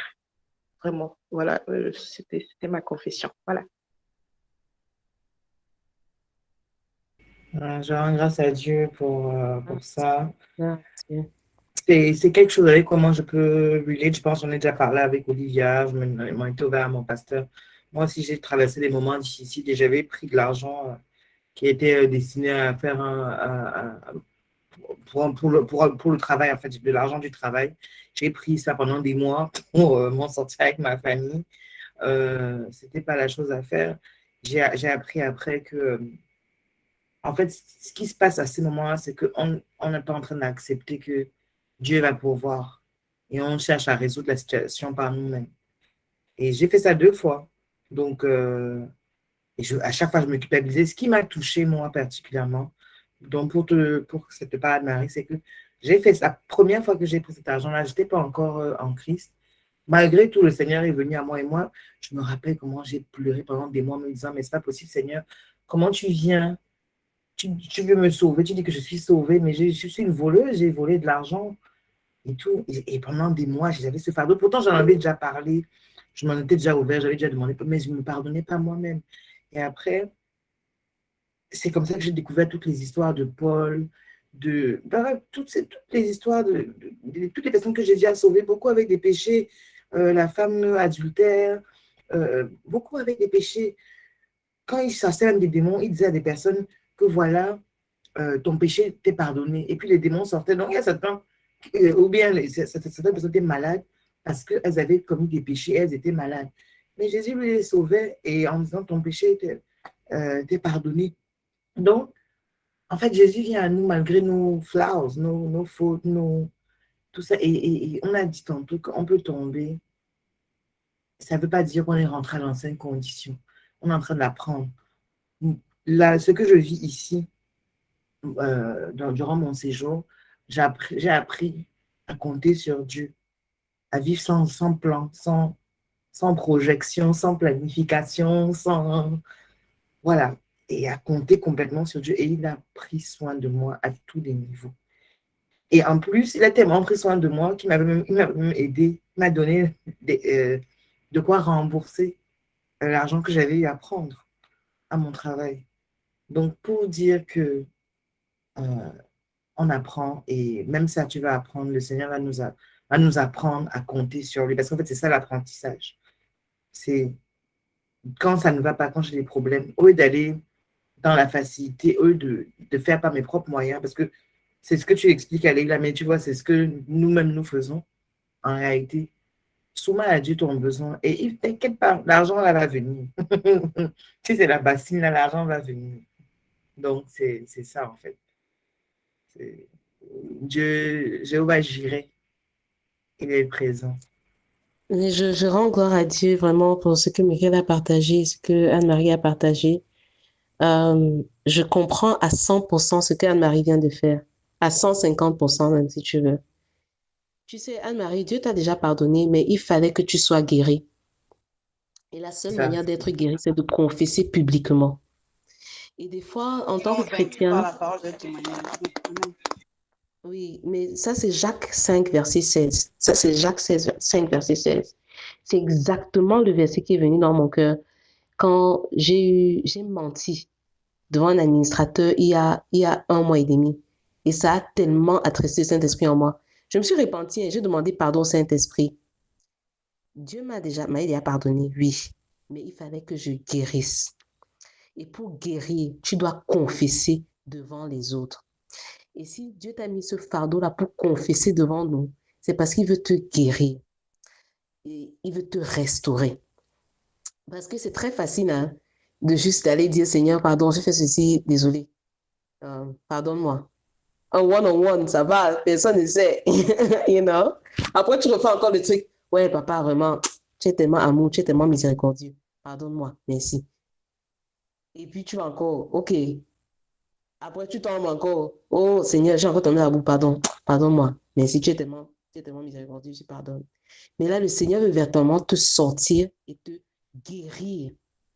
Il veut te guérir et te restaurer. C'est pour ça que la parole là, Jacques 5, verset 16, c'est exactement ça qu'on doit faire maintenant là, par rapport à toi. Ça, tu sais, la parole de Dieu, hein, c'est comme le médicament qu'on met que... c'est l'instruction ou l'indication. Quand tu as telle chose, voici la parole, ça dit, voilà, fais 1, 2, 3. Reconnaissez vos péchés les uns devant les autres. Priez les uns pour les autres afin d'être guéris. Donc, on va prier pour toi maintenant afin que tu sois guéri de ce mal-là qui fait que tu puisses faire ça. Parce que ça, ce n'est que peut-être un symptôme ou, voilà, un truc visible de la maladie, en fait, qui te pousse à faire ça. Tu vois, hein? Donc, je crois que vous êtes familier, vous avez témoigné ici, quand j'avais menti là, devant l'administrateur, j'avais menti. Moi-même, j'ai dit que, hé, Olivia, donc tu es encore capable de mentir comme ça, froidement. Je suis allée dans ma voiture, j'ai dit que, ouais, Seigneur, je suis vraiment désolée. J'ai dit que, ouais, je suis vraiment désolée. Après, comme on a notre prière à 12h30 chaque jour à mon bureau, avec mes collaborateurs, à 12h30, on commence à prier et tout ça. Gars, mon cœur n'arrive pas à s'élever. Comme Laetitia disait là, que monte là, non. Gars, moi-même, j'étais face. Donc, c'est Jacques 5, 16 qui me faisait venir dans mon cœur là. Que, ma chérie, tu vois, il faut confesser. Hein. Oui, ce sont tes collaborateurs, c'est ton staff. Tu dois leur confesser ce que tu as fait. Je dis que ouais, mais je me suis repenti dans la voiture, non. Non. Tu dois sauf que confesser. Je veux monter dans la louange, je veux prier. Ah! Le Seigneur dit que, mon cœur n'arrive pas à monter. J'ai dit à mes collaborateurs que, pardon, attendez d'abord comme ça là. Je n'arrive pas à monter dans la louange. Vraiment, je suis désolée. Je dois vous dire ce que j'ai fait. Je dois vous confesser publiquement ce que j'ai fait. Je dois vous confesser publiquement ce que j'ai fait aujourd'hui. J'ai menti. Et ce n'était pas correct. J'ai blessé le Saint-Esprit. Ça l'a vraiment attristé. Et ce que j'ai fait vraiment, il n'y a pas d'excuse, il n'y a pas de justification, il n'y a rien. Et quand j'ai confessé comme ça, c'est là que vraiment le poids là, donc la maladie là, c'est comme si c'est sorti de mon cœur comme ça. Et là, ils sont venus, parce qu'ils étaient familiers avec ce verset. Ils sont venus, ils ont imposé, mon staff, ils ont imposé les mains sur moi et ils ont prié pour moi. Donc, on ne peut pas imposer tes mains sur toi, bon, maintenant, mais on va prier pour toi, pour que véritablement tu sois guéri et que tu as amené ces actes que tu faisais dans les ténèbres à la lumière. Et ça, c'est une des meilleures manières de te libérer de cette prison. Parce que tant que ça reste dans les ténèbres, tu vas continuer à le faire. Mais maintenant que tu as mené dans la lumière, car c'est merveilleux, c'est glorieux, car le ciel est en train de danser, les anges dansent, tu vois un peu. Et puis genre... Amen, amen. Tu es pardonné, mais gars, les anges dansent maintenant. Amen. Yes. You know? Je pense qu'on peut prier pour, pas seulement, enfin, pour nous tous qui avons ce problème. Là, je vois, il y a Gisèle aussi qui parle de ça. Moi, en fait, depuis tout à l'heure, je suis poussée à confesser aussi un péché. Et Et je me disais, non, non, je vais appeler après quelqu'un, je vais confesser. Mais je crois je crois que là. Donc, donc, merci à la sœur d'avoir obéi à la voix du Saint-Esprit. Moi, j'étais en train de discuter avec le Saint-Esprit que, ouais, le Père, par exemple.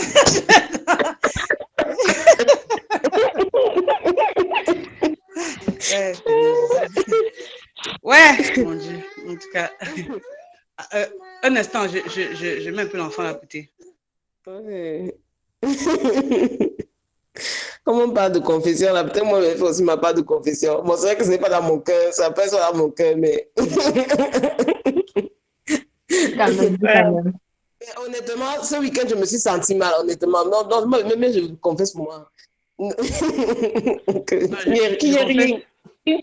Je confesse pour moi d'abord. Attends, on va faire dans l'ordre.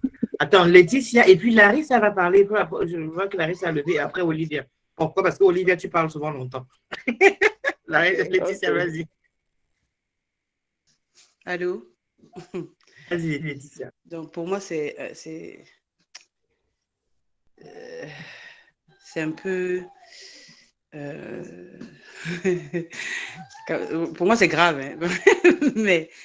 mais bon, je crois que plus c'est grave. Parce qu'en fait, j'ai prié par rapport à ça. Prier. Et je sais que le Seigneur me pardonne à chaque fois que je demande pardon. Mais je rechute à chaque fois. Et je crois que je dois exposer le diable. Mais vraiment l'exposer. Donc, moi, ma prière est... En fait, je traverse un moment très difficile dans mon couple et c'est pas des problèmes, c'est la non-communication du tout. Donc, on n'a aucun problème visiblement, mais je sens qu'il y a une coupure et ça va faire... vraiment, c'est très intime ce que je dis, mais bon, ne me jugez pas. En bref. Hey! Un instant.